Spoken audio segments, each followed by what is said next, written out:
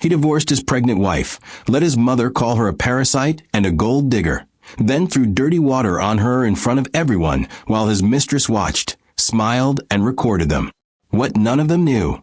She was 72 hours away from signing a $10 billion deal that would destroy him, bankrupt his mother, and erase his mistress from existence forever.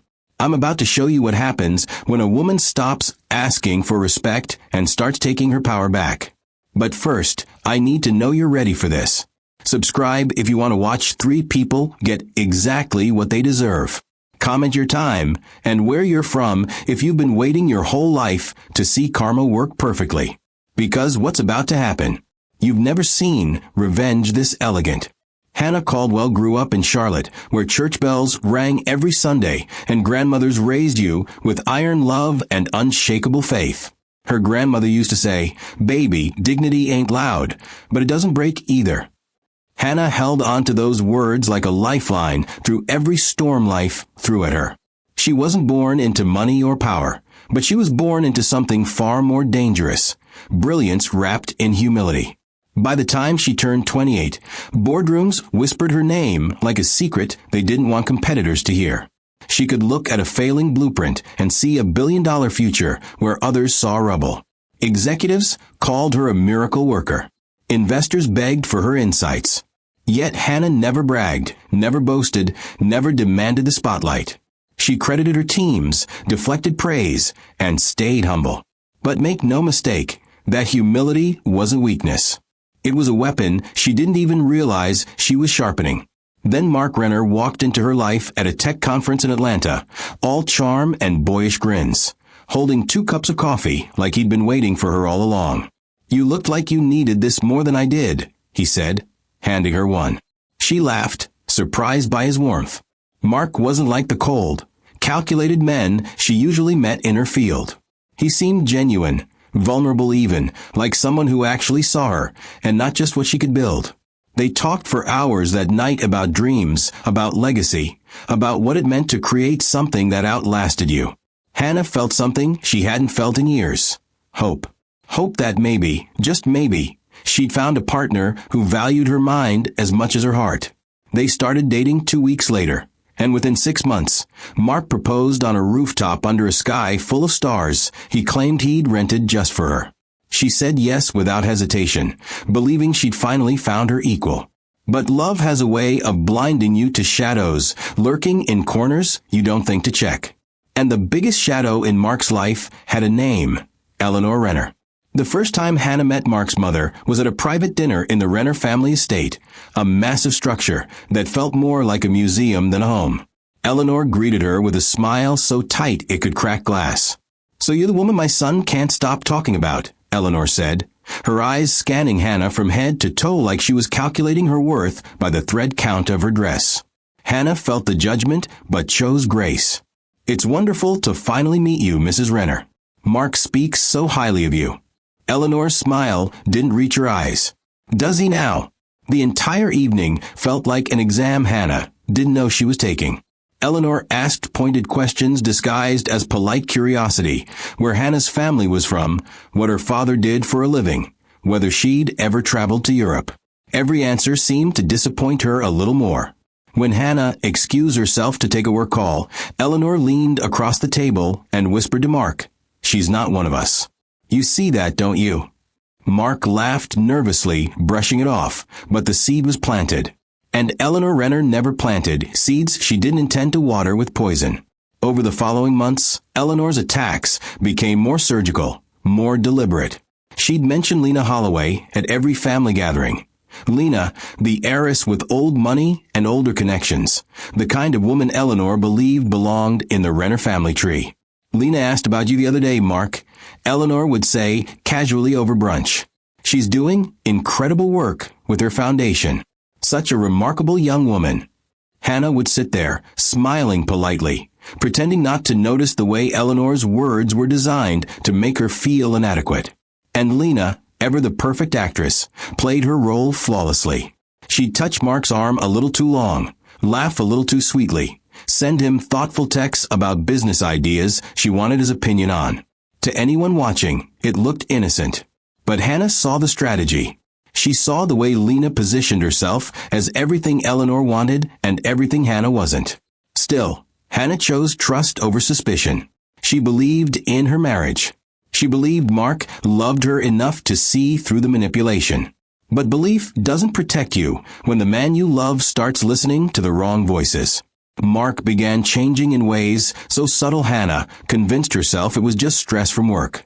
He stayed late at the office more often, came home quieter, looked at her like he was searching for something he couldn't find. She'd ask him what was wrong, and he'd say, "Nothing, I'm just tired." But tired men don't flinch when their wives touch them. Tired men don't suddenly start questioning every expense, every decision, every plan. One evening, Hannah suggested they start looking at baby names just for fun, a way to dream about their future. Mark's face went cold. "We're not ready for that," he said flatly. Hannah blinked, stunned. "I didn't mean now, I just meant, I know what you meant," Mark interrupted, his voice sharp. "But maybe we should focus on what's real instead of fantasies." The words cut deeper than he probably intended. Or maybe they didn't. Maybe that cruelty was exactly what he meant. Hannah didn't argue. She just nodded and went to bed alone that night, wondering when her husband started seeing her as the enemy. What she didn't know, what she couldn't have known, was that Eleanor had been filling Mark's head with doubts for months. Women like her see opportunity, not love, Eleanor would say during their private lunches. She didn't come from money, Mark. People like that don't understand loyalty the way we do. And Lena, ever the perfect backup, would add her own poison with a sympathetic smile. "I just want you to be happy, Mark. I've seen women use pregnancy to trap men before. I'm not saying Hannah would do that, but just be careful." These lies, repeated enough times, became truth in Mark's mind. He started watching Hannah differently, not with love, but with suspicion. He questioned her late nights at work, even though she'd always worked late. He doubted her dedication, even though she'd sacrificed her own career opportunities to support him. The man who once called her his everything now treated her like a stranger he was trying to figure out. And the worst part? Hannah still believed she could fix it. She still believed love could win. She still believed her husband would wake up and remember who she was. But some men don't wake up until it's too late. And by then, the woman they underestimated has already become unstoppable. Have you ever loved someone who slowly stopped seeing you? Eleanor Renner didn't just control rooms. She owned them, shaped them, bent them to her will like clay in the hands of a master sculptor. She built her entire existence on 3 pillars: power, pedigree, and perfection. Her late husband had left her a fortune, but Eleanor wanted more than money. She wanted a legacy. She wanted a dynasty that would be whispered about in country clubs and corporate boardrooms for generations. And Mark, her only son, was supposed to be the crown jewel of that empire. So when he brought Hannah home and announced she was the woman he planned to marry, Eleanor's world didn't just crack, it shattered. This was not the plan. This was not the vision. This was a disaster wrapped in a smile, and Eleanor knew disasters had to be handled with precision. The first time Eleanor truly sized Hannah up was during that initial dinner, but the real assessment came later, when Hannah left the room. Eleanor turned to Mark with a look that could freeze oceans. "She's charming, I'll give her that," Eleanor said, her voice dripping with false sweetness. "But charm doesn't build empires, Mark. Bloodlines do. Connections do. Power does." Mark shifted uncomfortably. "Mom, she's brilliant. You should see the way investors talk about her work. She's going to change entire industries." Eleanor waved her hand dismissively like she was swatting away a fly. "Brilliant girls are a dime a dozen in this world, darling. What matters is where she comes from, who her family knows, what doors she can open that aren't already open to us." Mark wanted to argue, wanted to defend Hannah, but the truth was he'd spent his entire life seeking his mother's approval. And when Eleanor withheld it, it felt like suffocation. "Just trust me," Eleanor continued, leaning forward with that practiced look of maternal concern. "I've seen girls like her before. They see opportunity, not love. They see wealth, not partnership. And when the money runs out or someone better comes along, they disappear." Mark didn't respond. He didn't agree, but he didn't disagree either. And that silence was Eleanor's opening. Over the next several months, Eleanor executed her plan with the patience of a chess master. She never attacked Hannah directly. That would be too obvious, too messy. Instead, she launched a campaign of subtle psychological warfare designed to erode Mark's confidence in his own marriage. At every family event, Eleanor made sure Lena Holloway was there, laughing at Mark's jokes, complimenting his ideas, standing just close enough to make people wonder. Lena was everything Eleanor wanted in a daughter-in-law, polished, connected, from a family whose name opened doors that money alone couldn't. She moved through social circles like silk, and Eleanor showcased her like a prize Mark had foolishly passed on. Lena was asking about you the other day. Eleanor mentioned casually one afternoon while Mark visited. She's launching a new initiative with her foundation and wants your advice. Such a brilliant young woman. So poised. Mark nodded absently, but Eleanor saw the flicker of interest in his eyes. It wasn't romantic, not yet, but it was curious. And curiosity, when nurtured carefully, could become something far more dangerous. Eleanor also weaponized doubt in the most insidious way, through questions that seemed innocent but planted suspicion like landmines. Does Hannah ever talk about her work? Eleanor asked Mark one evening over wine. I only ask because I heard from a colleague that she's been seen having late dinners with some executives. I'm sure it's nothing, but you know how people talk. Mark's jaw tightened. She works late sometimes. That's normal. Eleanor nodded slowly, as if considering his words. Of course, of course. I'm not suggesting anything. I just think it's important you know what people are saying. A man should always know where his wife is, don't you think? The seed was planted, and once doubt takes root, it grows wild. Mark started noticing things he never questioned before. Hannah's late nights, her phone calls she sometimes took in another room, the way she smiled when she talked about certain colleagues.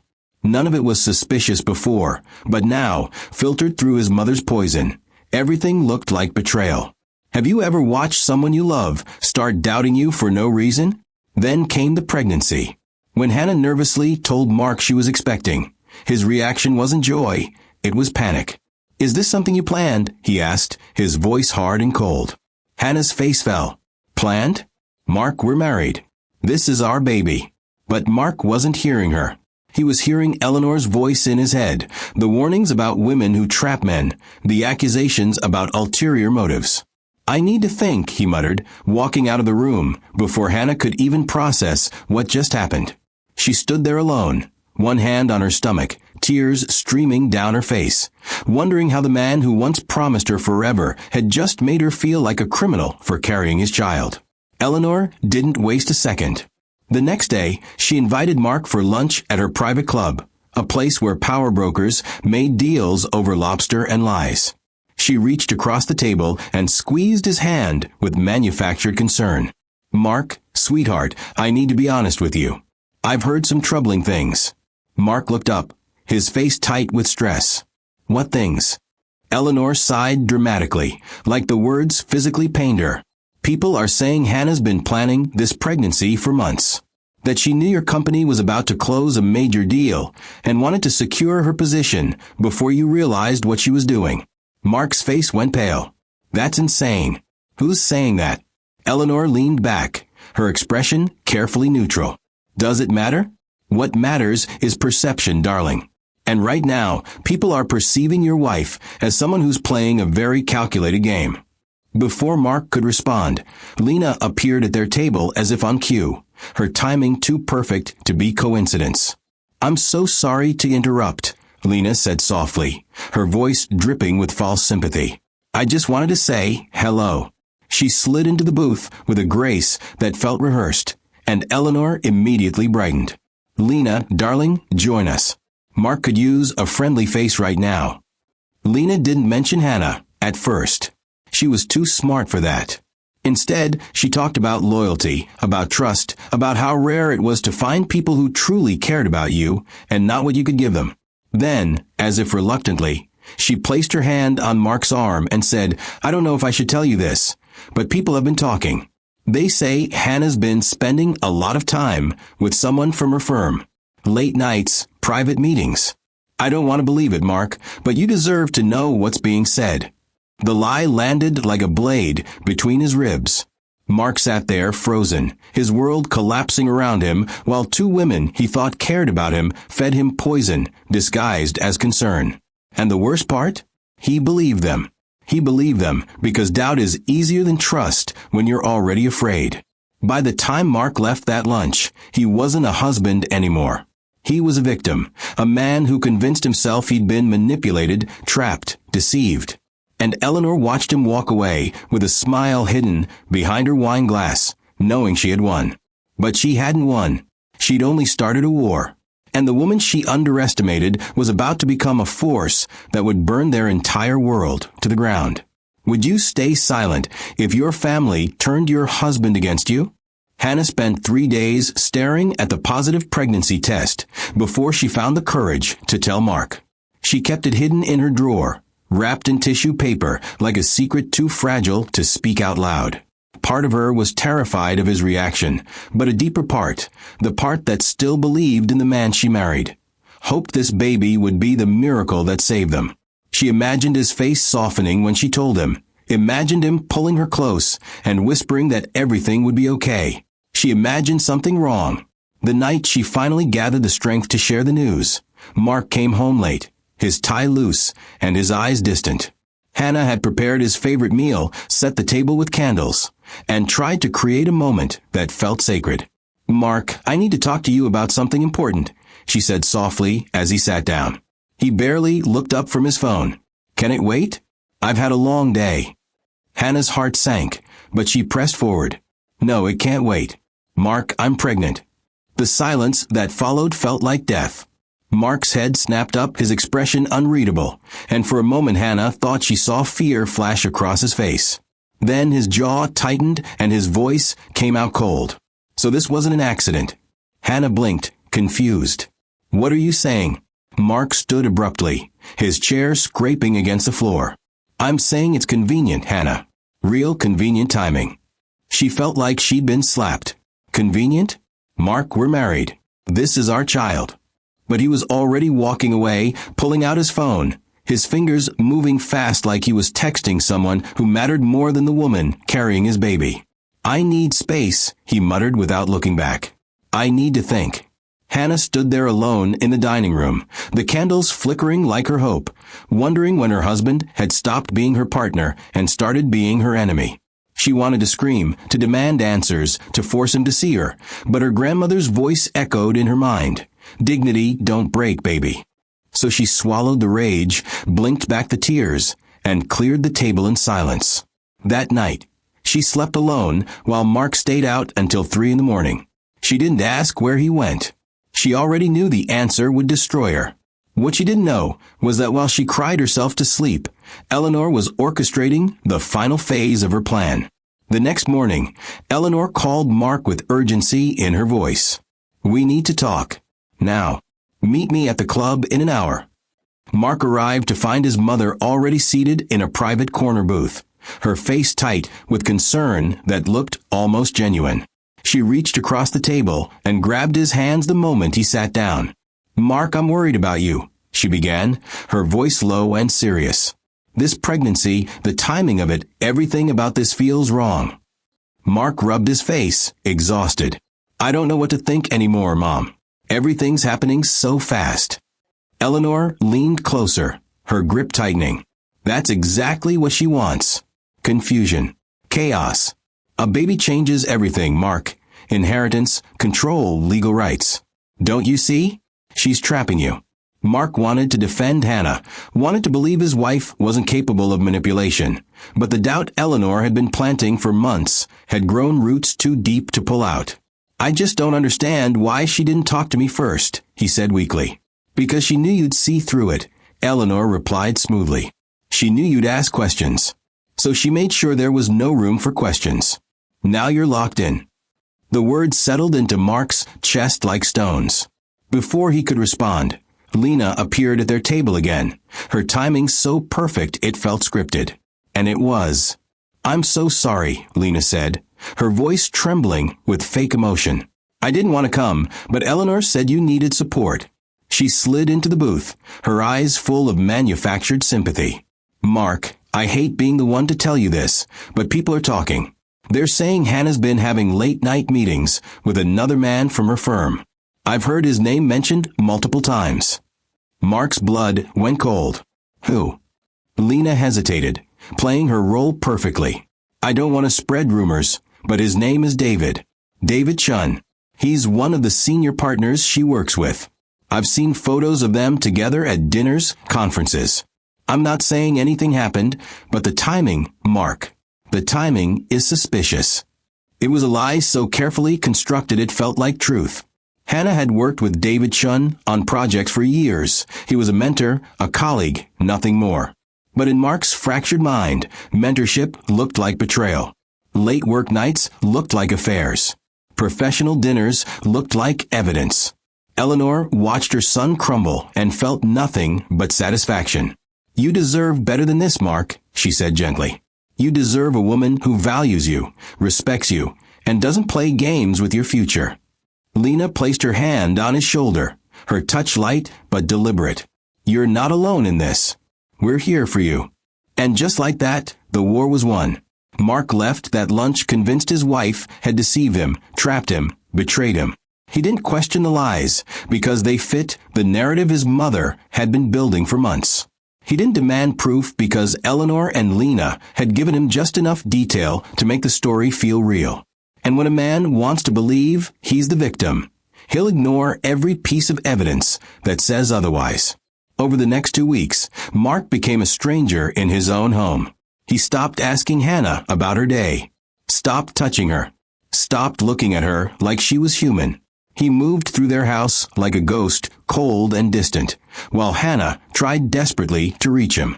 Mark, please talk to me, she begged one evening after he ignored her for the 3rd day straight. What did I do? Just tell me what I did wrong. He turned slowly, his eyes empty. You really want to know? His voice was sharp, bitter. You got pregnant on purpose to trap me. You've been lying to me for months. And now you're standing here pretending to be innocent. Hannah felt the room spin. What are you talking about? Who told you that? Mark laughed, a sound so cruel it didn't even sound like him. Does it matter? Everyone knows, Hannah. Everyone sees what you are except me. I was the fool who believed you actually loved me. The words hit her like bullets. Hannah opened her mouth to defend herself, to explain, to fight back, but what was the point? He'd already decided she was guilty. Eleanor had poisoned him so thoroughly there was no antidote left. I do love you, she whispered, tears streaming down her face. I've always loved you. Mark turned away. Love doesn't look like this. That night, Hannah sat alone in the dark, her hand resting on her growing belly, and realized the man she married was gone. The marriage she fought for was dead, and the family she dreamed of building had been destroyed by lies she couldn't even defend against. But something shifted in her that night. The sadness began to harden into something colder, sharper. Her grandmother used to say, when people show you who they are, believe them the first time. Mark had shown her. Eleanor had shown her. Lena had shown her. And Hannah finally believed them. She didn't know yet that a $10 billion deal was waiting for her signature. She didn't know yet that the board of directors had been watching her brilliance for years. She didn't know yet that she was about to become one of the most powerful women in the country. But she knew one thing for certain. She was done begging for respect from people who saw her as nothing. And when a woman like Hannah stops begging and starts planning, the whole world should pay attention. Have you ever been accused of something you didn't do by someone you loved? The shift in Mark happened so gradually that Hannah tried to convince herself it was temporary, just a rough patch every marriage goes through. But rough patches don't last 3 months. Rough patches don't turn your husband into a stranger who looks at you like you're something he regrets. Mark started coming home later and later, sometimes past midnight, always with an excuse that sounded rehearsed. The client meeting ran long. Traffic was terrible. I had to finish some reports. Hannah stopped asking after the first dozen lies because the truth was worse than the deception. He simply didn't want to be around her anymore. She'd hear his car pull into the driveway, and her heart would lift with foolish hope. thinking maybe tonight would be different. Maybe tonight he'd walk through the door and remember he loved her. But when he came inside, his eyes would scan right past her like she was furniture, and he'd head straight to his office without a word. Some nights, she'd make his favorite dinner and set the table, hoping food could bridge the gap words couldn't cross. He'd eat in silence, scrolling through his phone, and leave his plate on the table for her to clean. "How was your day?" she'd ask softly, desperately trying to find the man she married somewhere inside this cold shell. "Fine," he'd mutter without looking up. "Yours." "The baby kicked today," she'd say, her voice breaking with emotion. "I felt it for the first time." Mark would nod absently, like she'd just told him about the weather. "That's good." Then he'd stand and walk away, leaving her sitting there alone with tears streaming down her face, and a baby growing inside her that would never know its father's love. Eleanor kept fueling the distance with surgical precision, never letting Mark forget the lies she'd planted. Every Sunday dinner at the Renner estate became a performance of passive aggression aimed directly at Hannah. "You look tired, dear," Eleanor would say with fake concern, her eyes scanning Hannah's face like she was searching for cracks. "Pregnancy must be so exhausting when you're not used to taking care of yourself." Hannah would smile politely, refusing to take the bait. "I'm managing fine, thank you." Eleanor would sip her wine slowly, letting the silence stretch before adding, "Well, managing is one thing. Thriving is another. Some women are just built for motherhood naturally. Others have to work much harder at it." The implication hung in the air like smoke. Mark never defended her. He'd sit there cutting a steak, eyes down, pretending not to hear the venom dripping from his mother's mouth. And Lena, who somehow ended up at every single family gathering, would jump in with her perfectly timed sweetness. "I'm sure Hannah will be a wonderful mother," Lena would say, reaching across the table to pat Hannah's hand with a touch that felt more like ownership than comfort. "It's such a blessing to bring a child into a stable, loving home." The emphasis on stable and loving was so subtle most people wouldn't catch it, but Hannah did. She caught every single dig, every calculated word, every performance designed to make her feel like an outsider in her own marriage. But the worst part wasn't Eleanor's cruelty or Lena's manipulations. The worst part was watching Mark choose them over her, day after day, moment after moment, until she realized he wasn't being manipulated anymore. He wanted to believe their lies. One evening, Hannah was in the kitchen preparing dinner when Mark came home and walked straight to the fridge. He opened it, stared inside for a moment, then slammed it shut so hard the bottles rattled. "Nothing's ever organized in this house," he snapped. Hannah turned from the stove, confused. "I organized it this morning. What are you looking for?" Mark's face twisted with anger that seemed way too big for the situation. "That's not the point, Hannah. The point is nothing in this marriage works the way it's supposed to." She felt her chest tighten. "What are you really upset about, Mark?" "Because this isn't about the fridge." He laughed bitterly, a sound that cut through her like glass. "You want the truth? Fine. I'm upset that I can't trust my own wife. I'm upset that everyone around me sees what's happening except me. I'm upset that I fell for this whole act." Hannah's hands started shaking. "What act? Mark, what are you talking about?" He stepped closer, his voice dropping to something cold and venomous. "The pregnancy, the timing, the lies about working late. David Chun. Should I keep going, or are you going to keep pretending you don't know what I'm talking about?" The name hit her like a punch. "David Chin? My colleague David? Mark, he's married with 3 kids. We work together on projects. That's it." Mark shook his head slowly, his expression full of disgust. "That's exactly what someone would say if they were hiding something." Hannah felt something break inside her chest, something that had been holding on by a thread for months. "I have never, not once, betrayed you. But you've already decided I'm guilty, haven't you? Your mother told you I was, so it must be true. Lena whispered some lies, so they must be facts. You don't want proof, Mark. You want permission to hate me." For a moment, something flickered in his eyes. Doubt, maybe guilt, maybe the smallest recognition that he'd gone too far. But then his phone buzzed, and he looked down to see a text from Lena. Hannah couldn't see what it said, but she saw the way his face hardened again. "I'm done with this conversation," he said flatly. "I'm going out." "Where?" she asked, hating how desperate she sounded. "Does it matter?" he shot back. "You're going to accuse me of something either way." And just like that, he was gone, leaving Hannah standing in the kitchen with dinner burning on the stove and tears burning in her eyes. She turned off the burner, sat down at the table, and finally let herself feel the full weight of what was happening. Her marriage was dying, not because of anything she'd done, but because the people who were supposed to love her had decided she was easier to destroy than defend. But here's what Eleanor and Lena and Mark didn't understand about women like Hannah.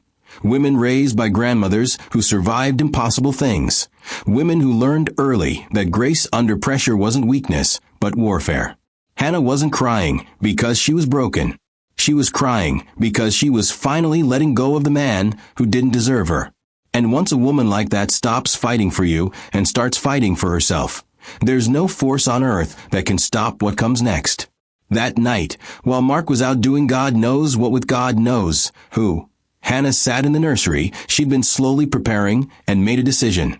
She placed both hands on her belly and whispered to the child growing inside her, "I don't know what's coming, baby, but I promise you this. We're going to be okay. Better than okay. Because your mama isn't who they think she is." She didn't know yet that in 72 hours, everything would explode. She didn't know yet that she'd be standing in the Renner estate covered in dirty water while the world watched.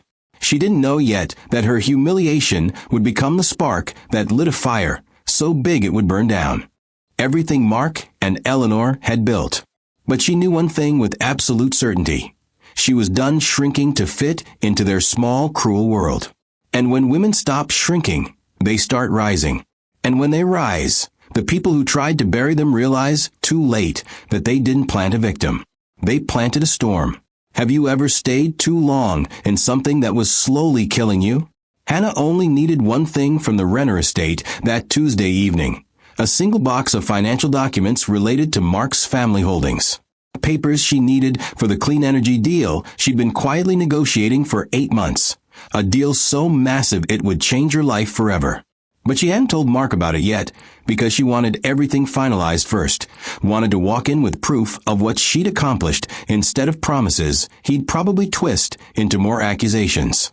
She wanted to secure their child's future before he could claim she was using the baby to manipulate him. So she kept it secret, kept working late nights while he assumed the worst, kept building an empire while he tore down their marriage. That evening, she drove to the estate around 7, the sun already starting its descent, painting the sky in shades of orange and red that looked almost like a warning. When she pulled up to the massive gates, something felt wrong. The air was too still, too heavy, like the whole property was holding its breath, waiting for something terrible to happen. Hannah parked near the side entrance and walked around to the back garden where the family kept their business files in a separate office building. But before she could reach the door, she heard voices. Laughter. The kind that sounds like conspiracy. Eleanor and Lena were sitting on the patio, wine glasses in hand, their heads close together like two witches plotting over a cauldron. When they saw Hannah, their laughter stopped, but their smiles grew wider, sharper, meaner. Well, Eleanor said, setting down her glass slowly. Look who decided to show up uninvited. Hannah kept her voice calm, refusing to engage. I'm not here for a visit, Eleanor. I just need some documents from the business office. Mark knows I'm coming. That was a lie, but a necessary one. Eleanor stood, smoothing her designer dress like she was preparing for battle. Does he now? Because Mark tells us everything. And he didn't mention you'd be snooping around our property. I'm not snooping, Hannah said evenly. I'm collecting papers I need for work. I'll be in and out in 5 minutes. Lena rose gracefully, moving to stand beside Eleanor like they were a united front. It's interesting how you always need something from this family, isn't it, Hannah? Always taking, never giving. Always around when there's something to gain. Hannah felt her jaw tighten, but kept her composure. I don't owe you an explanation, Lena. You're not part of this family. The words landed exactly as intended. Lena's smile faltered for just a second before she recovered. Not yet, she said quietly. But some women know their place, and some don't. Before Hannah could respond, Mark appeared from inside the house, and the moment she saw his face, she knew this wasn't going to end well. His eyes were dark, empty, filled with something that looked like hatred. Whatever Eleanor and Lena had been feeding him had finally consumed him completely. "What are you doing here?" he asked, his voice flat and cold. "I need those financial documents we talked about last month," Hannah said carefully. "The ones in your father's old office. It'll only take a minute." Mark's face twisted. "You mean the documents you're probably planning to use against me? Against this family?" Hannah blinked, stunned. "Against you?" "Mark, they're for a business deal I'm working on. I told you about this months ago." "You told me a lot of things," he shot back. "Most of them were lies." Eleanor stepped forward, her voice dripping with false concern. "Mark, darling, don't let her manipulate you again. She's here to steal from us. That's what people like her do." "I'm not stealing anything." Hannah's voice finally broke through her calm. "I'm collecting documents I have every legal right to access as your wife. Documents I need for legitimate work." Lena moved closer to Mark, her hand sliding onto his arm with possessive ease. "She's lying, Mark. Why else would she show up unannounced? Why else would she sneak around? She's been planning this for months, taking advantage of your trust." Hannah felt her entire body go cold. She looked at Lena's hand on Mark's arm, looked at the way he didn't pull away, and finally understood the full scope of what she'd been too blind to see. "You're sleeping with her," Hannah said quietly, the words tasting like ash in her mouth. Mark didn't deny it. He didn't confirm it either. He just stared at her with those empty eyes, while Lena smiled like she'd already won.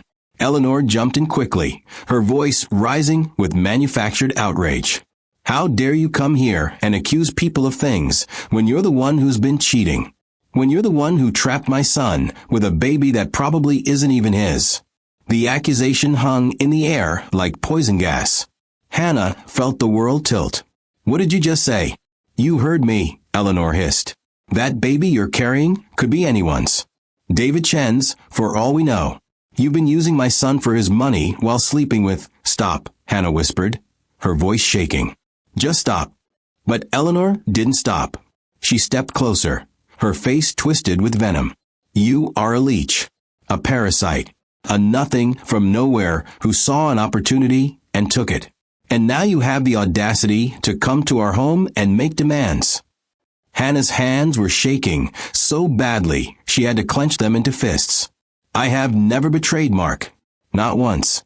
But you've been poisoning him against me since the day we met. You couldn't stand that he chose me, so you decided to destroy me." Eleanor laughed, a sound so cruel it didn't seem human. "Destroy you? Darling, you destroyed yourself. You just didn't realize it yet." That's when Mark moved. He walked past Hannah without looking at her, grabbed a bucket sitting near the garden hose, a bucket filled with murky water that had been used to wash tools and garden equipment, brown with dirt and soap and dead leaves floating on the surface. And before Hannah could even process what was happening, he lifted it and threw the entire contents directly at her. The water hit her like a physical blow, cold, filthy, reeking. It soaked through her hair, her clothes, ran down her face and into her eyes. For a moment, the entire world went silent. Eleanor gasped dramatically, her hand flying to her mouth like she was shocked, but her eyes glittered with satisfaction. Lena stepped back, her face arranged in false horror, but the smile pulling at the corners of her lips gave her away. And Mark just stood there, chest heaving, bucket still in his hand, waiting for Hannah to scream, to cry, to collapse into the humiliation they'd orchestrated. But Hannah didn't scream. She didn't cry. She didn't give them the satisfaction. She wiped the dirty water from her face with slow, deliberate movements, her hands steady despite the rage burning through her veins. Then she lifted her chin and looked at all three of them with a calmness that felt like judgment from something higher than any of them could touch. "This was your final mistake," she said, her voice quiet but cutting through the silence like a blade. "That was all. 4 words. Then she turned and walked away, her back straight, her head high, the setting sun casting her soaked silhouette in gold like she was walking through fire instead of fleeing from it. None of them saw the security camera mounted on the corner of the house, its lens pointed directly at the patio, recording every single second. None of them realized that the footage would go viral within 48 hours, that millions of people would watch Mark Renner throw dirty water on his pregnant wife, that the court of public opinion would destroy him before Hannah ever had to lift a finger. None of them understood that humiliating a woman like Hannah wasn't the end of her story. It was the beginning of theirs. Because women who walk away with dignity intact are the most dangerous kind. They don't fight back immediately. They don't scream or threaten or collapse. They go silent. They plan. They build. And when they finally strike, the people who humiliated them realize too late that they didn't break her. They unleashed her. Hannah drove home that night soaking wet, her hands gripping the steering wheel so hard her knuckles turned white, and made a phone call that would change everything. "Mr. Chun," she said when he answered, "I'm ready to sign the deal. All of it. Let's move forward immediately." On the other end, David Chun smiled. He'd been waiting for this call for months, waiting for Hannah to finally realize her worth. "Welcome to the table, Hannah," he said quietly. "Let's build an empire." And just like that, the war was over. Mark and Eleanor and Lena just didn't know it yet. Would you walk away with dignity or burn everything down? The morning after Hannah disappeared, Mark woke up feeling something he hadn't felt in months. Relief. She was gone, vanished without a word, no dramatic confrontation, no tears, no begging. Just silence. He told himself this was what he wanted, what he needed, freedom from a woman he'd convinced himself had been using him all along. Eleanor threw a private brunch that weekend, champagne flowing like water, her laughter echoing through the estate like she'd just won the lottery. "Finally," she said, raising her glass to Mark with a smile so smug it could cut diamonds. "You're free of that burden. Now we can get your life back on track." Lena was there too, of course, sitting closer to Mark than she ever had before, her hand resting on his knee under the table where she thought no one could see. She'd moved some of her things into the guest room at the estate already, testing the waters, claiming she was just helping Mark through this difficult time. But everyone knew what was really happening. The mistress was moving in before the wife's side of the bed had even gone cold. Mark should have felt victorious. Instead, he felt hollow, like something essential had been carved out of his chest, and he was only now starting to notice the bleeding. But Eleanor and Lena didn't give him time to think too deeply. They kept him busy, kept him distracted, kept feeding him the same narrative they'd been selling for months. "You made the right choice," Lena would whisper when they were alone. "She was never good enough for you anyway." Mark would nod, but the nods were starting to feel mechanical, forced. Something was nagging at him. A voice in the back of his mind asking questions he didn't want to answer. Like why Hannah left without taking anything. Why didn't she fight for the house, or the money, or even her clothes? Why she just vanished like smoke, like she had somewhere better to be, someone better to become. A week after Hannah disappeared, small cracks started forming in the perfect story Eleanor and Lena had built. The housekeeper, Maria, approached Mark one morning while he was having coffee alone in the garden. "Mr. Renner," she said quietly, her voice nervous, "I need to tell you something." Mark looked up, irritated. "What is it, Maria?" She glanced around to make sure they were alone. Mrs. Renner, the young Mrs. Renner, Hannah. She wasn't doing what they said she was doing. "I saw Mrs. Eleanor and Miss Lena meeting in secret for weeks before all this happened. They were planning something. I heard them talking about making you believe she was cheating even though she wasn't." Mark's coffee cup froze halfway to his lips. "What are you talking about?" Maria's hands twisted together nervously.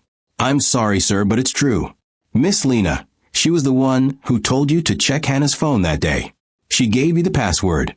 But Hannah never gave her that password. Miss Lena got it from somewhere else. And those photos they showed you of Hannah with that man? I saw Miss Lena on her computer editing something days before. I didn't understand then, but I do now." The words hit Mark like a freight train. "Why are you telling me this now?" "Because it's not right, sir," Maria said, her eyes filling with tears. "Mrs. Hannah was always kind to me, always respectful. She didn't deserve what happened to her. And that baby," her voice broke. That baby was yours. Anyone with eyes could see it. She loved you so much, and they destroyed her for no reason except jealousy." Before Mark could respond, Maria walked away quickly, disappearing into the house like she was afraid she'd already said too much. Mark sat there alone, his mind racing, trying to process what he'd just heard. He wanted to dismiss it, wanted to believe Maria was confused or lying or mistaken. But deep down, something clicked into place. The timing had always been too perfect. Lena's evidence had always appeared right when Eleanor needed it. The accusations had always escalated exactly when Mark started doubting them. It was too coordinated to be a coincidence. That evening, another staff member, James the groundskeeper, pulled Mark aside near the garage.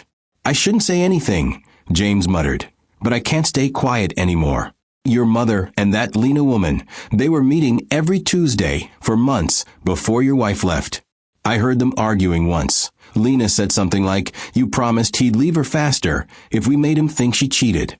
Your mother told her to be patient, that these things take time." Mark felt his stomach drop. "You're sure that's what they said?" James nodded solemnly. "I'm sure, sir. I thought about telling you sooner, but I need this job. But after what happened last week, after seeing you throw that water on your wife," he shook his head, "I can't keep this inside anymore. That woman never did anything wrong, Mr. Renner. They set her up. They played you." Mark's world started spinning. He walked back into the house on shaking legs, his mind replaying every conversation, every accusation, every moment that had led him to believe Hannah was the enemy. And suddenly it all looked different, felt different, like watching a movie where you finally realize the hero was actually the villain all along. That night, he couldn't sleep. He lay in bed staring at the ceiling while Lena slept peacefully beside him. And he felt sick. Not just regret, actual physical nausea at what he'd done, what he'd believed, what he'd destroyed with his own hands. He got up quietly and went to his study, pulling out old text messages, old emails, looking for proof that he'd been right to doubt Hannah. Instead, he found the opposite. Messages from Hannah asking if he was okay, if he needed anything, if they could talk. Messages he'd ignored or responded to with coldness. Emails from her trying to explain her work schedule, her projects, her dreams for their future. Dreams he dismissed as manipulation. And then he found something that made his blood run cold. An email thread between Eleanor and Lena from 6 months ago, accidentally CC'd to his backup account he rarely checked. The subject line read, "Phase 2, Pregnancy Problem." Mark opened it with trembling hands and read words that destroyed him. Eleanor had written, "If she gets pregnant, we accelerate everything. A baby gives her legal claim to the family money.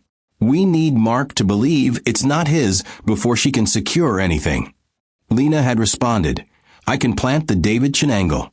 I've already been building that narrative. When she announces the pregnancy, we make Mark doubt it immediately. I'll handle the emotional support angle. You handle the legal implications." Mark read the email 3 times, each time hoping he'd misunderstood, each time realizing he hadn't. They'd planned everything. They'd weaponized his insecurities, manipulated his fears, turned him into a monster who threw dirty water on his pregnant wife. And he'd let them. He'd believed them. He'd chosen them.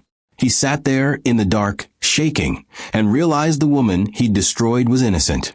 The child he'd rejected was his. The marriage he'd burned down was real. And the 2 women he'd trusted were the actual villains in this story. Before he could process what to do next, something else arrived that shattered whatever denial he had left. An envelope delivered to the gate by courier, with his name written in elegant script. Inside was a wedding invitation, thick, expensive paper, gold embossing, Lena's name at the top, and a date, 3 weeks from now. Mark stared at it, his hands shaking so badly the paper rustled. This invitation had been printed weeks ago, maybe even months ago. The date was set before he'd even filed for divorce, before Hannah had even left, before any of this had happened. Lena had planned their wedding before his marriage was even over. The invitation fell from his hands. Mark stumbled backward, hitting the desk, his breathing coming in short, sharp gasps. This wasn't love. This was strategy. This was a calculated takeover orchestrated by two women who saw him not as a person, but as a prize, a bank account, a means to an end. He thought about confronting them right then, demanding answers, screaming at them for what they'd done. But something stopped him. Maybe it was cowardice. Maybe it was a shock. Maybe it was the dawning realization that no confrontation would undo what he'd already done to Hannah. The damage was complete. The humiliation was recorded. The marriage was destroyed. And somewhere out there, the woman he'd thrown away like trash was carrying his child and probably hating him with every breath. Mark sank to the floor of his study and cried for the first time since he was a boy. He cried for Hannah. He cried for his child. He cried for the man he used to be before his mother's poison and his mistress's lies turned him into someone he didn't recognize. But tears don't fix broken things, and some mistakes are too big for apologies to cover. While Mark was unraveling in his study, Eleanor was sleeping peacefully in her wing of the estate, dreaming of her victory. And Lena was planning her wedding, convinced she'd won the war. Neither of them knew that Hannah wasn't broken. She wasn't hiding. She wasn't crying. She was building an empire that would crush them all so completely they'd never recover. The trap they'd set for her had snapped shut. But it hadn't caught Hannah. It had caught them. And the real consequences were just beginning. Have you ever realized too late that you destroyed the one person who truly loved you? While Mark was discovering the truth too late to matter, Hannah was 300 miles away in a coastal safe house that belonged to one of the senior partners at her firm, finally breathing air that didn't taste like betrayal. The house sat on a cliff overlooking the ocean, waves crashing against rocks below, with a rhythm that felt like the heartbeat she'd lost somewhere along the way. For the first 3 days, she did nothing but sleep, eat small meals that actually stayed down, and let her body remember what it felt like to exist without fear. No Eleanor watching her every move. No Mark treating her like a criminal. No Lena pretending to be concerned while sharpening knives behind her back. Just silence. Just peace. Just Hannah and the baby growing stronger inside her with every passing hour.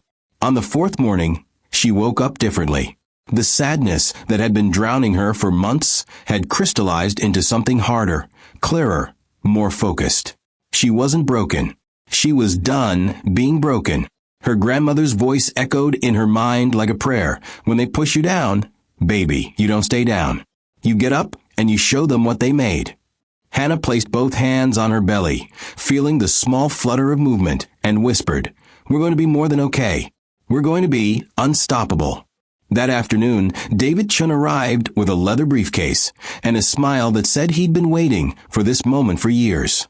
He was 52, sharp as a blade, one of the most respected figures in clean energy investment, and he'd been mentoring Hannah since she first entered the industry. He'd watched her brilliance get overlooked, watched her ideas get credited to men who couldn't carry her laptop, watched her marriage slowly poison the light that made her exceptional. And now, finally, she was ready to step into the power she'd been denying herself. "You look better," he said, sitting across from her in the sunlit living room. 3 days of rest will do that," Hannah replied. "But I didn't ask you here to talk about my health." "I'm ready, David. I'm ready to sign." David opened the briefcase and pulled out a stack of documents that represented 8 months of negotiation, strategy, and vision. "This isn't just a job, Hannah. This is a complete transformation of your life. You'll be leading the largest clean energy merger in North American history. $10 billion. Partnerships with governments, corporations, environmental organizations across 3 countries. You'll have more power in one signature than most people accumulate in a lifetime." He paused, studying her face. "But once you sign this, there's no going back. You'll be in the spotlight. Your name will be everywhere. And everyone from your past, Mark, Eleanor, all of them, they'll see exactly who you really are. Are you ready for that?" Hannah didn't hesitate. "I've spent years hiding my light to make other people comfortable. I'm done with that. Show me where to sign." David slid the first document across the table. "Before you do, I need to give you options. The board has offered you 2 paths. Path 1. You sign under a new identity, take a different name, vanish completely from the world that hurt you. You'd still have the power, the money, the position, but you'd be free from anyone ever connecting you to Mark Renner again. Path 2. You sign as Hannah Caldwell. You let the world know exactly who you are and what you've accomplished. And you let the truth destroy everyone who tried to destroy you. Publicly. Completely. Permanently. Hannah looked at the documents, then at David, then out at the ocean where waves were reshaping the rocks with patient, relentless force. "What would you do?" she asked quietly. David leaned back, his expression serious. "Honestly, I'd burn it all down. But I'm not you.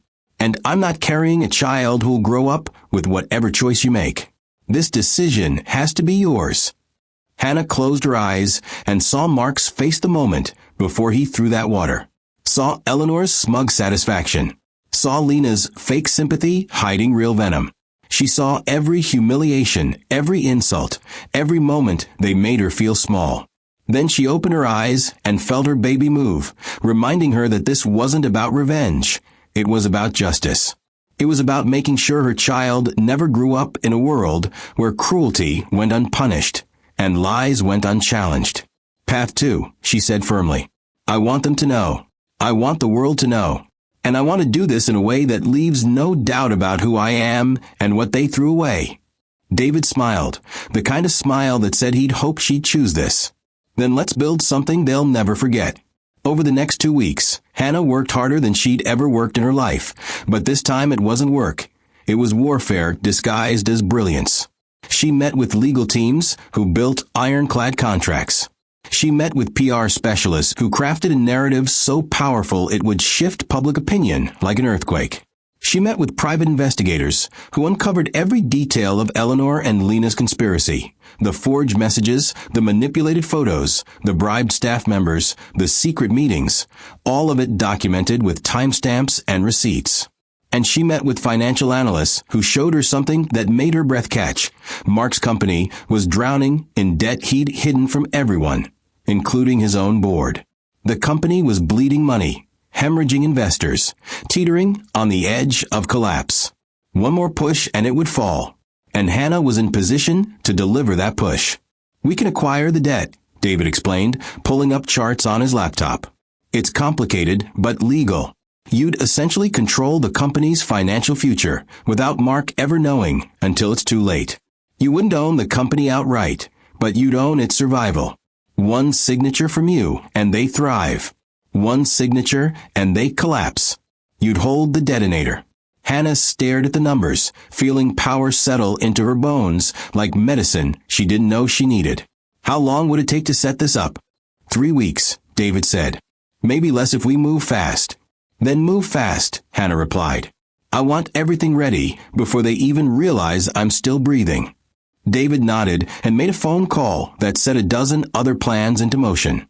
While he talked, Hannah walked out onto the deck and looked at the ocean, her hand resting on her belly where her daughter was growing stronger every day. She didn't know yet that the baby was a girl, but somehow she felt it, knew it deep in her soul. And she made a promise to that little girl who would never meet the man who rejected her. Your father chose weakness over us, but we're going to choose strength. And when we're done, the whole world will know that the biggest mistake of his life was underestimating your mother. On the day Hannah finally signed the $10 billion deal, she wore a white dress that fit perfectly despite her growing belly, her hair pulled back in a style that made her look like royalty. David handed her the pen and said, "This is your moment, Hannah. Take it." She signed her name in bold, confident strokes, Hannah Caldwell, not Hannah Renner, because she'd already filed to take back her maiden name. The marriage was dead, but she was more alive than she'd ever been. The moment the ink dried, David raised his glass of sparkling water in a toast to the most powerful woman in clean energy, and to the people who are about to learn what happens when you break someone who knows how to rebuild. Hannah clinked her glass against his and felt something she hadn't felt in over a year, joy. Pure, uncomplicated joy. Not because she was about to destroy Mark and Eleanor and Lena, though that was coming, but because she'd finally stepped into the version of herself she was always meant to be. The version that didn't shrink. The version that didn't apologize for taking up space. The version that built empires while other people built excuses. That night, alone in the safe house with the ocean roaring below, Hannah opened her laptop and began drafting the press release that would detonate across every financial network in the country. She didn't write it with anger. She didn't write it with bitterness. She wrote it with the calm, devastating clarity of someone who knew the truth was the most powerful weapon she'd ever need. And when she was finished, she read it once, smiled, and scheduled it to go live in exactly 72 hours. Mark and Eleanor and Lena were still celebrating their victory, still planning weddings and plotting futures, still convinced they'd won. They had no idea that while they were toasting champagne, Hannah was loading the cannon that would obliterate everything they'd built. Revenge isn't always loud. Sometimes it's silent, strategic, and so perfectly executed that by the time your enemies realize they're falling, they're already on the ground. And Hannah Caldwell wasn't just falling, she was flying. Have you ever walked away from destruction only to come back as the storm? Mark woke up on a Tuesday morning thinking it would be just another day of drowning in guilt and pretending everything was fine. He hadn't slept well in weeks. His dreams haunted by the image of Hannah walking away covered in dirty water, her dignity intact while his crumbled. Lena was already up, humming in the kitchen, planning seating charts for a wedding Mark couldn't bring himself to care about anymore. Eleanor was probably on the phone somewhere spreading lies to her social circle, maintaining the image that everything had worked out perfectly. But nothing was perfect. Everything was rotting from the inside out, and Mark could feel it in his bones. He grabbed his phone off the nightstand and opened his news app like he did every morning, expecting stock updates and political headlines. Instead, the first thing he saw made his blood turn to ice. The headline screamed across every major financial network in bold letters that felt like a slap. Hannah Caldwell leads historic $10 billion clean energy merger. Announces new position AS majority partner in revolutionary deal. Mark dropped his phone. It clattered on the hardwood floor, screen cracking, but he didn't notice. He couldn't breathe, couldn't process. Hannah? Hi, Hannah? The woman he'd called a parasite, a manipulator, a nobody? That Hannah was now being called one of the most powerful figures in North American finance.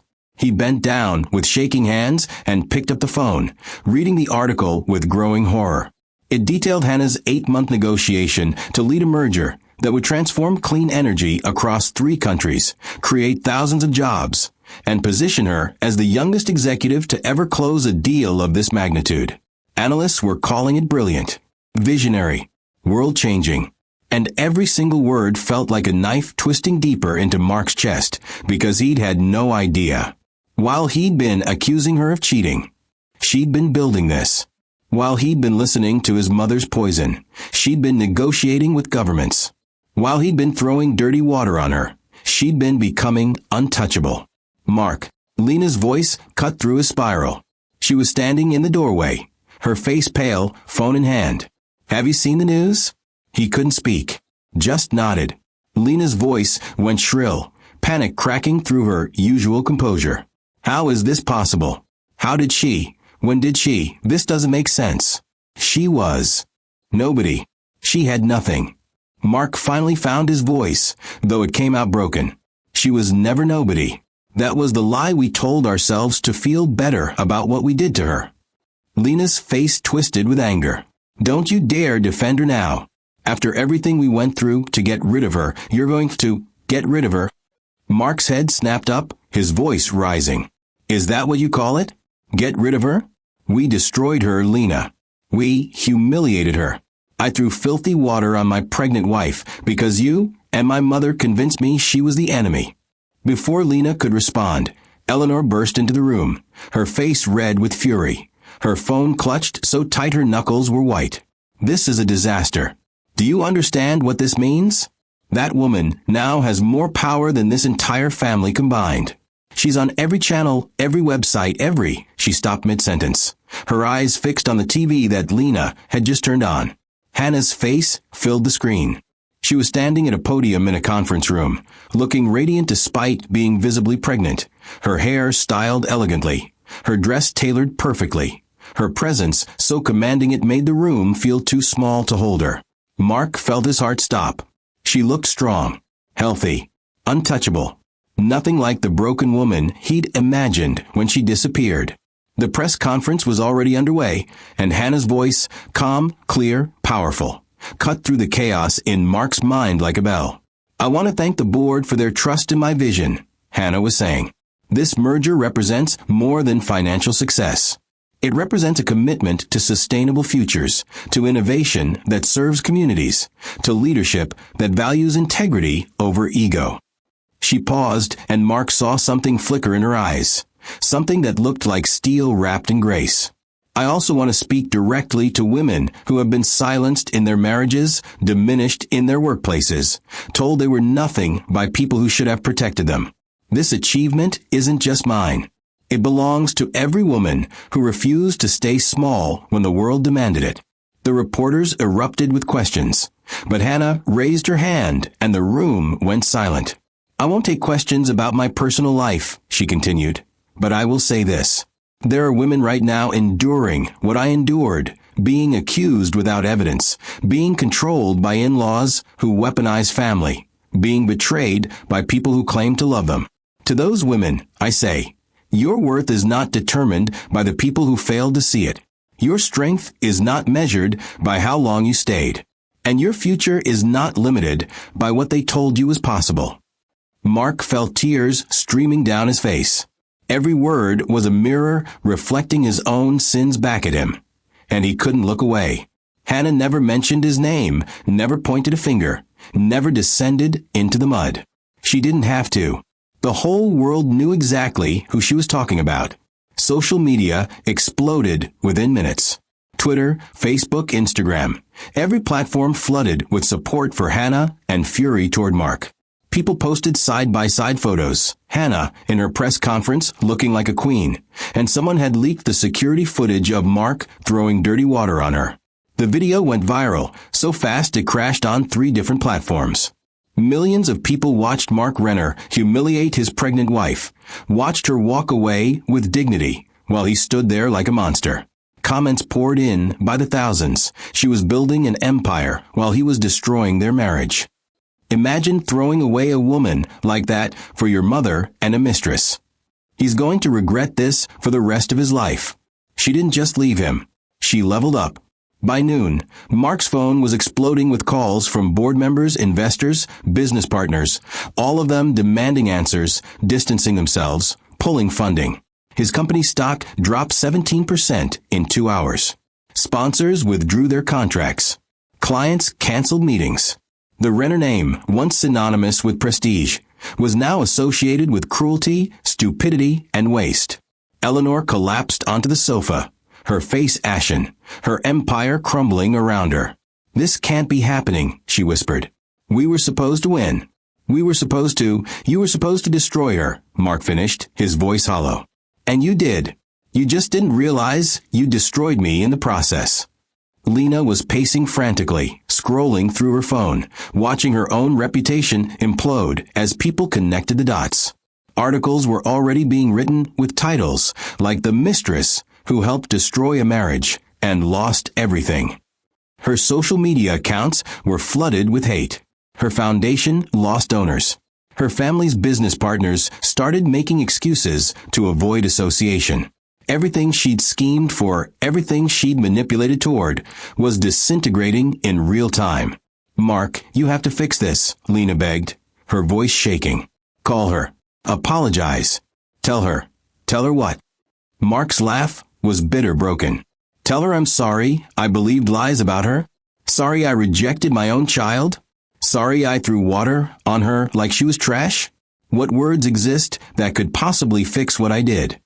He stood and walked to the window, looking out at the estate that suddenly felt like a prison. "She doesn't need my apology, Lena. She doesn't need anything from me. She's built a life I can't even touch. And I'm standing in the ruins of everything I destroyed with my own hands." But Hannah wasn't done. While Mark and Eleanor and Lena were watching their world collapse, Hannah was in a private meeting with her legal team and financial advisors, reviewing documents that would deliver the final blow. David Chun sat beside her, a slight smile on his face. "Are you sure you want to do this?" he asked. "Once this information goes public, there's no coming back for any of them." Hannah looked at the documents detailing her quiet acquisition of Mark's company debt, the financial chokehold she now had on everything the Renner family had built. She thought about her daughter growing inside her, thought about the life they'd have together, thought about the example she wanted to set. "I'm not doing this to destroy them," Hannah said quietly. "I'm doing this to make sure they can never destroy anyone else. Release it." David nodded and sent an email that would hit every financial news outlet within the hour. The headline would read, "Hannah Caldwell acquires controlling interest in Renner Industries debt. Family empire now at her mercy." Mark would find out the same way the world did, through a news alert that would feel like a death sentence. Because Hannah hadn't just survived his betrayal. She hadn't just moved on. She had risen so far above him that she now controlled his entire future with one signature. And the beautiful, terrifying truth was that she didn't even need to use that power to destroy him. Just knowing she had it was enough destruction. Can you imagine watching someone you underestimated become everything you'll never be? Mark tried calling Hannah 47 times in 3 days. Every call went straight to voicemail. Every text turned green, undelivered, blocked. Every email bounced back with an automated message that felt more human than anything he deserved. "This recipient is no longer accepting messages from this address." He even tried sending letters through his lawyer, desperate pleas scrawled on paper that felt pathetic the moment he sealed the envelopes. But Hannah's security team intercepted everything, returning each letter unopened with a single typed note. "Ms. Caldwell has instructed us to protect her peace. Please respect her boundaries." That phrase, "protect her peace," cut deeper than any insult could have. Because Mark knew he'd been the one who shattered that peace, who turned her life into a war zone, who made her home feel like enemy territory. And now she was rebuilding walls he'd never be allowed past again. Meanwhile, the world kept turning against him with the force of an avalanche that wouldn't stop until everything was buried. Investors pulled funding so fast his company's accounts looked like they were hemorrhaging. Board members called emergency meetings, where Mark's leadership was questioned with barely concealed contempt. "How did you not know your wife was negotiating a $10 billion deal?" one board member demanded during a particularly brutal conference call. "What else don't you know about your own household?" Mark had no answer because the truth was humiliating. He'd been so busy believing lies about Hannah that he'd missed the truth entirely. She'd been working on the biggest deal of her career, while he accused her of affairs she never had, questioned a pregnancy that was always his, and threw dirty water on the woman who should have been celebrated. The press coverage was relentless and brutal. Every article about Hannah's success included a sidebar about Mark's failure. The husband who threw it all away, from power couple to public disgrace. Mark Renner's billion-dollar mistake. His face became a meme, a cautionary tale, a joke that strangers shared across the internet with gleeful cruelty. But the worst part, the part that made him physically ill, came when a private investigator Hannah had hired dropped a package at his gate. Inside was a file so thick it looked like evidence for a murder trial. And in a way it was the murder of any possible redemption Mark thought he might still have. The file contained everything. Text messages between Eleanor and Lena dating back 14 months, detailing their entire conspiracy. Mark's getting too comfortable with her. "We need to plant out now, before it's too late." Forged screenshots they'd created to make it look like Hannah was texting another man. Receipts from a graphic designer, Lena, had paid $2,000 to doctor photos of Hannah at a restaurant with David Chun, making a professional dinner look intimate. Timestamps proving Eleanor and Lena had met secretly every Tuesday for months, coordinating their attacks with military precision. Bank transfers showing Eleanor had paid a staff member $5,000 to lie about seeing Hannah with someone else. Every single piece of evidence was documented, dated, notarized, impossible to deny. Mark sat at his desk reading page after page, his hands shaking so badly the papers rustled like leaves in a storm.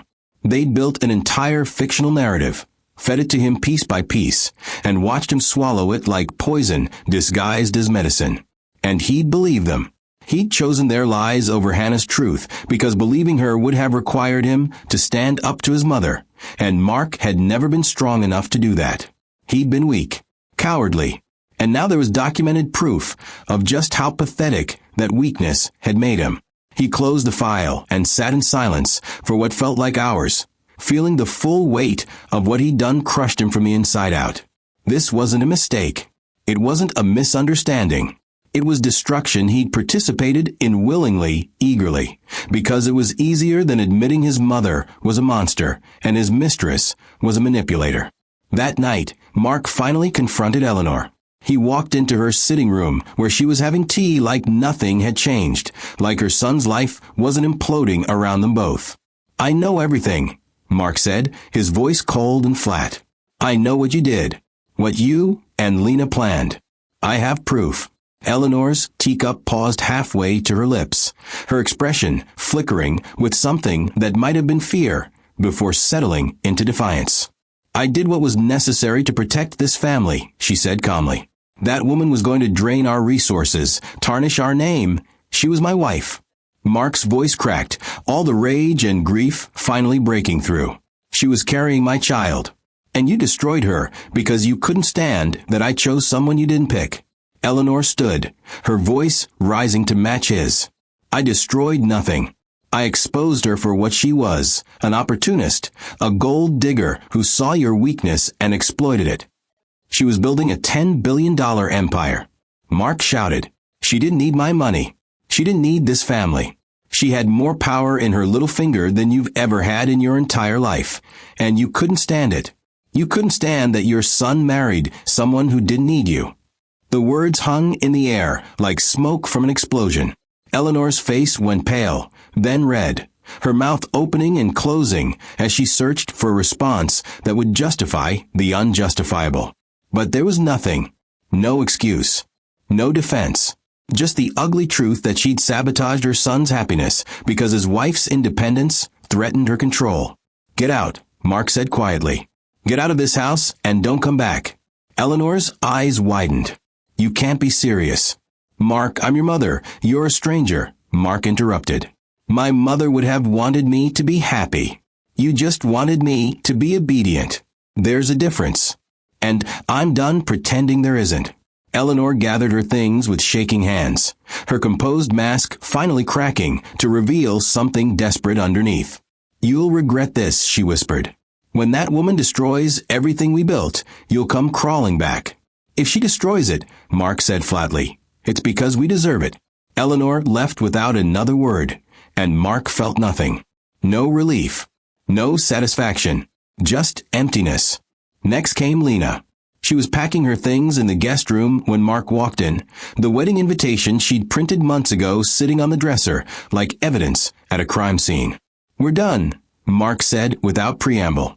Lena spun around, her face a mask of shock. "What?" "Mark, no, we can fix this." "We can fix what?" Mark's laugh was bitter. "The lies you told? The marriage you helped destroy? The baby you made me doubt?" He picked up the invitation and held it up. "You printed this before I even filed for divorce. You were planning our wedding while I was still married to Hannah. What kind of person does that?" Lena's eyes filled with calculated tears, the kind that had worked on him 100 times before. "I did it for us. I did it because I love you, and I knew she was wrong for you." "No," Mark said, his voice hard. "You did it because you wanted what she had. The name, the status, the money. But you were never going to get it, Lena. Because I was never the prize. Hannah was. And I threw her away for someone who saw me as a ladder to climb." Lena's tears stopped as fast as they'd started, her face hardening into something ugly. "You're pathetic," she hissed. "You had everything, and you're throwing it away for a woman who doesn't even want you anymore." "You're right," Mark said. "She doesn't want me. She doesn't need me. And that's exactly what makes her better than both of us." Lena grabbed her bags and stormed out, her heels clicking against the marble floors like gunshots. And then Mark was alone in a house that felt like a mausoleum, surrounded by wealth that meant nothing and memories that only brought pain. He thought about calling Hannah one more time, trying to explain, trying to apologize, trying to beg for a forgiveness he knew he didn't deserve. But what would he even say? "I'm sorry I believed my mother over you. I'm sorry I threw water on you while you were pregnant. I'm sorry I rejected our child because I was too weak to see the truth." Words couldn't fix what he'd broken. Apologies couldn't undo what he'd done. Some mistakes are too big for redemption. Some sins are too deep for forgiveness. And Mark was finally understanding that he'd committed both. That night, he sat alone in the dark mansion that once symbolized everything he thought mattered: power, prestige, family legacy. Now it just felt like a tomb, a monument to choices that destroyed the only real thing he'd ever had. And somewhere out there, 300 miles away in a safe house by the ocean, Hannah was sleeping peacefully with one hand on her growing belly, dreaming of a future that didn't include him. She wasn't thinking about revenge anymore. She wasn't thinking about him at all. And that, more than anything, was a final proof that Mark Renner had lost the only war that ever mattered. Because when a woman stops caring about the man who destroyed her, that man stops existing in any way that counts. He becomes a ghost in his own story. And Hannah had already moved on to a chapter where he didn't even deserve a footnote. Have you ever lost someone and realized too late that they were the best thing you'd never deserved? The annual shareholder meeting for Renner Industries was supposed to be a formality, a routine gathering where Mark would present quarterly reports and investors would nod politely before moving on with their lives. But the morning Mark walked into the auditorium, he knew immediately that nothing about this day would be routine. The room was packed beyond capacity, reporters lining the walls with cameras, investors whispering urgently into phones, board members avoiding his eyes. The air felt electric with anticipation, like everyone knew something he didn't, like they were all waiting for an execution. Mark's stomach twisted as he made his way to the front, his suit suddenly feeling too tight, his tie like a noose. Eleanor sat in the third row, her face pale but defiant, refusing to acknowledge the stares directed at her. Lena had somehow talked her way into the building and was sitting near the back, her expression a mixture of fear and desperation. And Mark stood at the podium feeling like a man about to be sentenced, which in a way he was. The lights dimmed without warning, and Mark's opening remarks died in his throat. A massive screen behind him flickered to life, and the room went silent so fast you could hear hearts beating. Then Hannah's face appeared, filling the screen with such commanding presence that Mark's knees nearly buckled. She looked radiant, powerful, untouchable. Every inch the titan she'd become while he'd been busy destroying his own life. She wore a navy suit that somehow made her pregnancy look like a crown instead of a vulnerability. Her hair styled in soft waves that framed a face that had never looked more beautiful or more dangerous. "Good morning." Hannah's voice came through the speakers, calm and clear as glass. "My name is Hannah Caldwell, and I'm addressing this meeting today as the new majority holder of Renner Industries' corporate debt." The room exploded into gasps and murmurs. Mark felt the floor tilt beneath him, his vision tunneling as he grabbed the podium to keep from falling. Eleanor shot to her feet, her face twisted in horror. Lena's mouth dropped open, her carefully maintained composure shattering like porcelain hitting concrete. Hannah continued as if she couldn't hear the chaos, her expression serene. Over the past 3 weeks, through a series of legal and transparent financial acquisitions, I have obtained controlling interest in the debt that currently burdens Renner Industries. This means that I now hold significant influence over the company's financial future and operational decisions. Mark couldn't breathe. I couldn't think. This wasn't just defeat, this was obliteration. The woman he'd humiliated now literally controlled everything his family had built for 3 generations. "I want to be clear about my intentions," Hannah said, and the room went silent again, every person hanging on her next words. "I did not pursue this acquisition out of revenge, though I would have every right to. I pursued it because I believe in accountability, because I believe that people who abuse power should face consequences, and because I want to ensure that what happened to me never happens to another woman in this company or any company connected to it." She paused, letting the weight of her words settle. But before we discuss the future, I think it's important to discuss the past. Specifically, the coordinated campaign of lies, manipulation, and emotional abuse that led to the destruction of my marriage and the humiliation I endured at the hands of Mark Renner, Eleanor Renner, and Lena Holloway.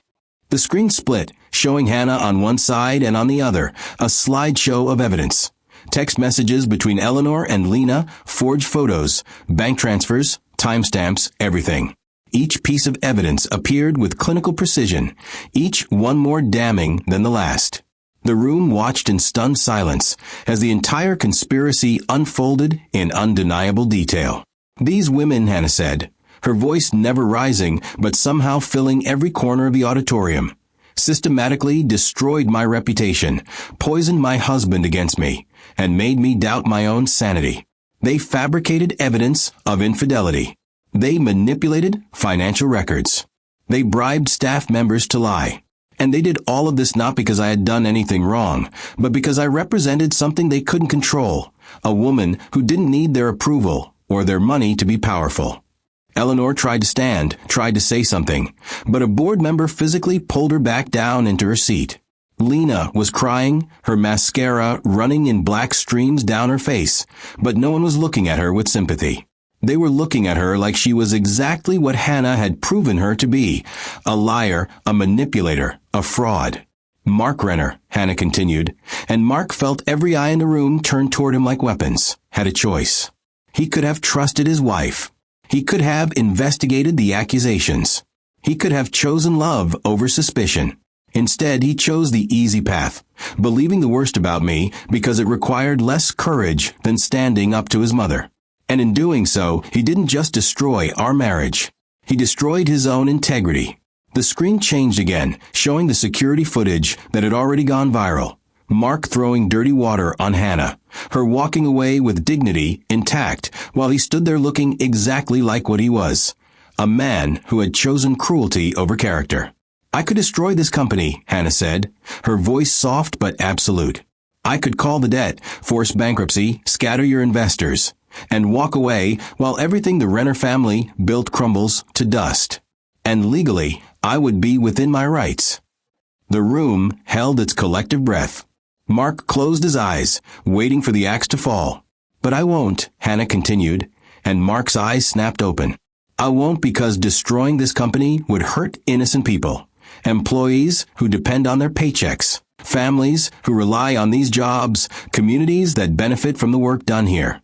I won't punish them for the sins of 3 people. Relief started to wash through the room until Hannah's next words cut it short. However, I will implement changes. Effective immediately, Mark Renner will step down as CEO. Eleanor Renner will be removed from all advisory positions and barred from any decision-making role within this company. And Lena Holloway will find that every business connection she thought she had in this industry has suddenly become unavailable. The screen showed legal documents already filed, already processed, already executed. Hannah had done in 3 weeks what most people couldn't do in 3 years. The company will be restructured under new leadership, Hannah said. Leadership that values integrity, that protects its employees, that doesn't tolerate abuse of power in any form. I will maintain my controlling interest to ensure these changes are implemented and sustained. But I will not be involved in day-to-day operations because I have my own empire to build. The investors started nodding, some even applauding quietly. They didn't care about Mark's humiliation, they cared about their money. And Hannah had just proven she could protect it better than he ever could. To every woman watching this, Hannah said, her voice finally carrying a hint of emotion, who has been silenced, dismissed, accused, or destroyed by people who should have protected you. This victory is not just mine. It is ours. Because they can take our dignity temporarily. They can damage our reputations. They can make us doubt ourselves. But they cannot take our power unless we give it to them. And I stopped giving them power the moment I walked away. She placed one hand on her belly in a gesture so maternal and powerful it made every woman in the room sit up straighter. I am building a life for my daughter that doesn't include apologies for my strength. I am building a future where she never has to shrink to make insecure people comfortable. And I am building a legacy that proves the biggest mistake anyone can make is underestimating a woman who knows her worth. The screen went dark. The room erupted into applause so loud it shook the walls. Investors stood, board members clapped. Reporters scrambled to capture every moment. But Mark just stood there at the podium, broken, watching his life's work slip through his fingers into the hands of the woman he'd thrown away like trash. Eleanor sat frozen in her seat, her face ashen, her empire reduced to ash in less than an hour. Lena was already trying to slip out the back, but security stopped her, not to arrest her, but because the reporters outside wanted statements, wanted explanations, wanted to see the woman who'd helped destroy a marriage face the consequences of her actions. And somewhere 300 miles away, in a beautiful office overlooking the ocean, Hannah turned off the video feed and smiled.